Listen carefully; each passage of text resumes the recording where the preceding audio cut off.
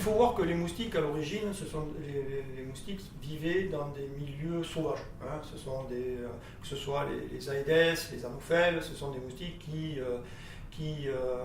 vivaient donc dans les milieux sauvages et piquaient les hommes ou les animaux, donc qui vivaient dans ces milieux-là.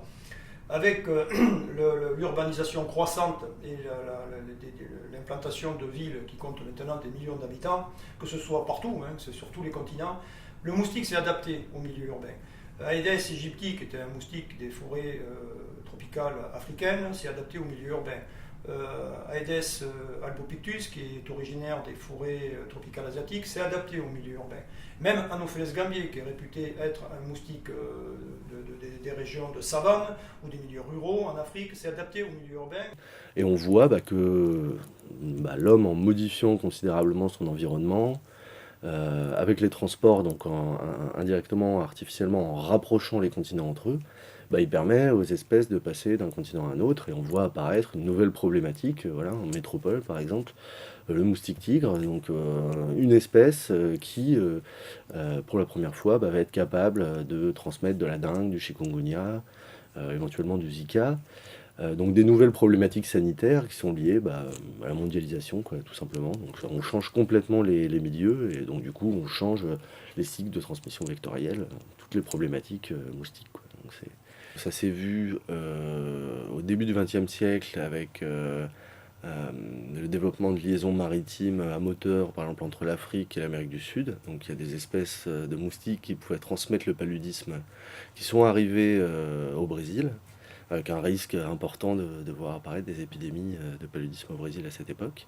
Donc ça, c'est vraiment parce que la marine permettait de voyager en quelques jours de continent en continent. La plupart des endroits où on va se déplacer, surtout dans les zones tropicales cette fois, on va être confronté au moustique tigre ou à son cousin Aedes aegypti.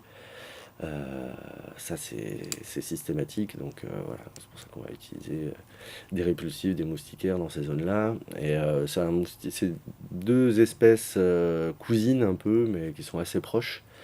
Et bon, c'est amusant de constater que son comportement dans les Caraïbes, on va retrouver le même comportement en Asie ou dans d'autres régions du monde, alors que forcément ce sont des espèces qui se croisent plus forcément.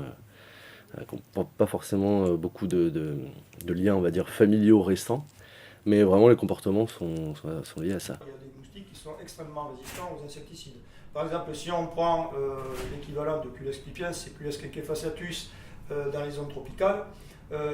Culex quequefasciatus est pratiquement résistant à toutes les familles chimiques. Donc maintenant, c'est un moustique dont il est extrêmement difficile de combattre puisqu'il est résistant donc, à presque tous les insecticides. Nous avons aussi les anophèles, et plus particulièrement Anopheles gambier, qui est le vecteur majeur du paludisme donc, en Afrique, qui est résistant à de très nombreux insecticides. Aedes aegypti, qui est le vecteur de la dengue en Afrique, ou même dans les régions, ou même vecteur de la fièvre jaune, et vecteur de la dengue dans les Caraïbes, et est également résistant à de très nombreux insecticides. Il y a le seul moustique qui n'a pas trop développé encore de résistance aux insecticides, c'est Aedes donc albopictus, c'est donc le fameux Aedes albopictus qui vit en France. Et c'est vrai que de nos jours, c'est un moustique qui reste encore sensible aux insecticides, mais il suffit que les pressions de sélection augmentent pour que ces mécanismes de résistance aux insecticides se concentrent et donc deviennent un problème après au niveau de la lutte antivectorielle. Alors ce qu'on voit donc sur la résistance, ce qui est intéressant, c'est qu'une fois qu'une résistance apparaît quelque part, en tout cas sur les études qui ont été faites en deuxième moitié du XXe siècle, cette résistance en fait elle se propage de pays en pays, de continent en continent, jusqu'à avoir une résistance un petit peu généralisée de l'espèce aux produits. Bon, c'est parce que généralement quand il y a une gamme de produits qui existe, qui a été créée, elle va être utilisée un petit peu partout. Mais c'est un petit peu comme s'il y avait une population qui trouvait une méthode, c'est faux hein, scientifiquement, mais ça ressemble un peu à ça, une population qui trouvait une méthode de résistance et qui la passait de proche en proche, comme ça, à toutes les autres populations de moustiques, pour lutter contre ces produits.